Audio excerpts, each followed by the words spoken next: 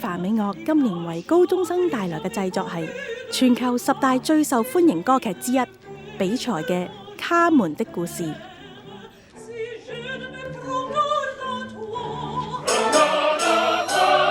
呢一出歌劇係講述煙廠女工卡門與軍人當素西嘅愛情故事。由於當素西錯愛上風情萬千嘅卡門，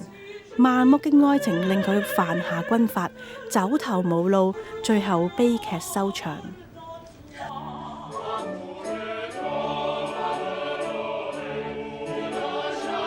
由於大型歌劇往往長達3小時，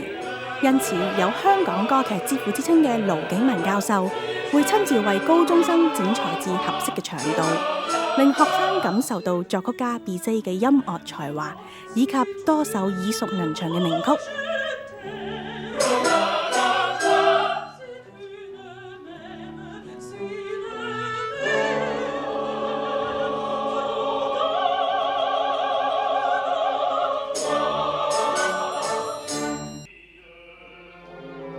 呢一出歌劇將會以原文法文演唱，附以中英文字幕。學生可以參加演前講座，喺欣賞歌劇之前先了解簡短嘅歌劇歷史、卡門的故事嘅背景，欣賞歌劇時候嘅適當禮儀、歌劇演唱家嘅分類。學生更加有機會喺工作坊體驗唱歌劇嘅樂趣。